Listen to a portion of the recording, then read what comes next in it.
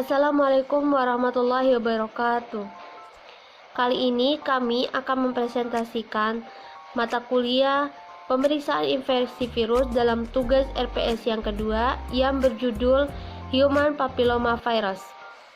Pada kesempatan kali ini kita akan membahas tentang morfologi, definisi, gejala, dan juga metode pemeriksaan HPV. Definisi: Human Papilloma Virus adalah virus yang menginduksi lesi hiperproliferasi tumor jinak dan ganas dari epitel kulit dan mukosa yang berdiferensiasi. HPV berisiko sangat tinggi sehingga dinyatakan sebagai agen penyebab dari kanker serviks. Human Papilloma Virus ini adalah virus yang dapat menyebabkan tumbuhnya kutil di berbagai bagian tubuh, seperti halnya mulut, tangan, kemudian kaki, serta alat kelamin baik itu laki-laki maupun perempuan. Human Papilloma Virus ini dapat menyebabkan beberapa penyakit dan juga berbagai kanker. Salah satu kanker adalah kanker serviks. Nah, kanker serviks ini merupakan suatu jenis kanker yang terjadi pada daerah leher rahim, yaitu bagian rahim yang terletak di bawah yang membuka ke arah lubang vagina. Human Papilloma Virus ini ditemukan dalam penelitian yaitu Human Papilloma Virus deoksiribonucleic acid atau HPV DNA pada 99,7% pada semua karsinoma serviks, dan tipe yang paling sering ditemukan adalah tipe 16, 18, 31, dan juga 45. Nah, untuk penularan sendiri, virus ini ditularkan melalui hubungan seksual, baik itu oral seks, anal seks, maupun hand seks. Virus ini juga dapat menular melalui kontak non-seksual, seperti halnya transmisi vertikal antara ibu dan juga bayi. Tapi, hal ini sangat jarang terjadi. Kemudian, penularannya bisa melalui penggunaan alat-alat yang telah terkontaminasi seperti handuk, sarung tangan, dan juga pakaian. Nah, virus ini menular melalui kontak langsung dengan lesi yang telah terinfeksi oleh Human Papilloma Virus. HPV termasuk famili Papillomaviridae, termasuk virus double stranded DNA atau dsDNA dengan diameter 55-69 nanometer, mempunyai genom sirkuler dengan ukuran 7-8 base pairs atau BP, dan merupakan virus tidak berselubung berstruktur icosahedral. HPV mempunyai dua protein kapsid, protein mayor dan protein minor, yang menginfeksi berbagai vertebrata termasuk manusia dan DNA sirkuler rantai ganda dengan panjang genom sekitar 8000 BP. Kapsid dari HPV berbentuk icosahedral dan tersusun atas 72 kapsomer pentamerik atau 320 protein L1 dan 12 molekul protein L2.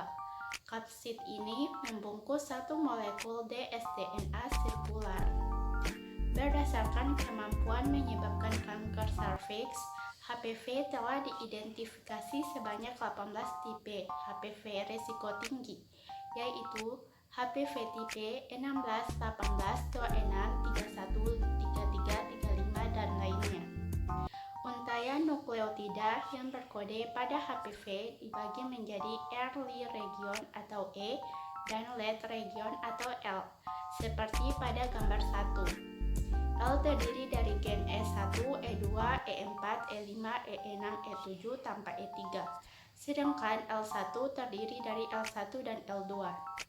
Antara L1 dan E6 terdapat daerah yang tak berkode dan disebut non-coded region atau NCR, Long Control Region atau LCR, atau Upstream Regulatory Region atau URR. Banyak orang dengan human papilloma virus tidak menunjukkan gejala apapun, tetapi masih bisa menularkan kepada orang lain melalui kontak seksual. Nah, gejala ini mungkin termasuk kutil pada area kelamin atau kulit di sekitarnya. Nah, kutil yang tumbuh pada area bahu, di lengan, di jari tangan, kutil ini yang berada di daerah ini itu berbentuk benjolan yang terasa kasar. Nah, sedangkan kutil yang tumbuh pada daerah telapak kaki itu berbentuk benjolan kasar dan terasa keras, sehingga menimbulkan rasa tidak nyaman saat menelapak. Nah, sedangkan kutil yang tumbuh pada area wajah dan mulut, kutil ini memiliki permukaan yang datar atau flat. Nah, sedangkan kutil yang tumbuh pada kelamin, kutil ini yang tumbuh pada daerah tersebut berbentuk seperti kembang kol dan bisa tumbuh pada kelamin wanita atau pria. Tidak hanya pria, tapi pada wanita juga, dan tidak pada wanita, tetapi pada pria juga. Pemeriksaan Pap smear.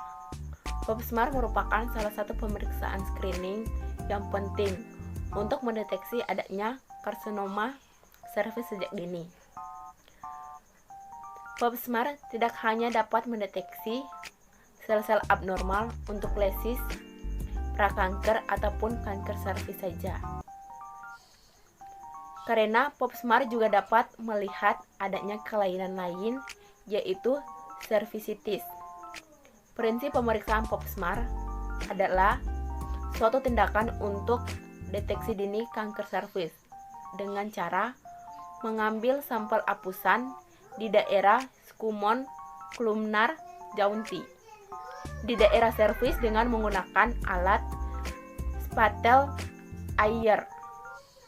Adapun syarat dalam pengambilan sampel Pap smear yaitu tidak ada keluar darah, 2 hari sebelum pemeriksaan tidak boleh berhubungan seksual, tidak memasukkan benda apapun atau cairan pembersih sebelum pemeriksaan.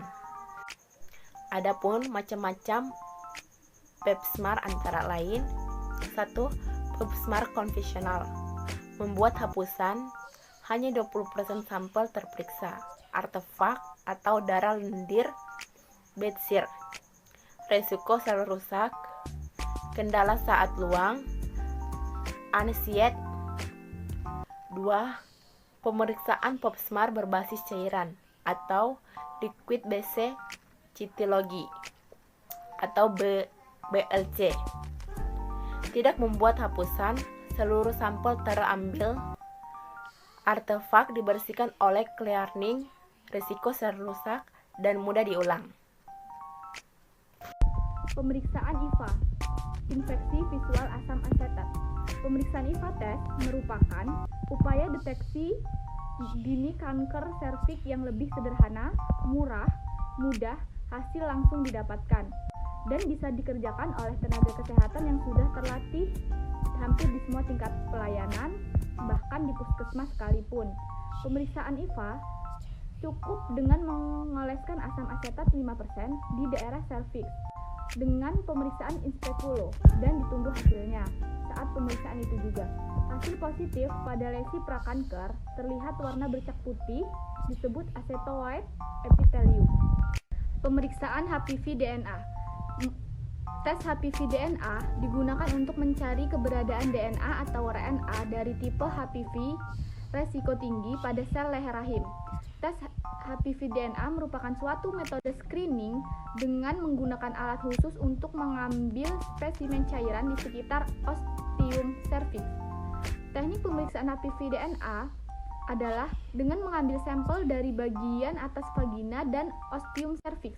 Selanjutnya, memasukkan sampel tersebut ke dalam wadah khusus yang telah berisi cairan pengawet. Ada beberapa macam teknik molekuler dalam mendeteksi HPV DNA, antara lain metode hibridasi asam nukleat secara langsung. Yang kedua, hybrid capture to assay HC2. Yang selanjutnya ada metode amplifikasi target, dan selanjutnya ada PCR.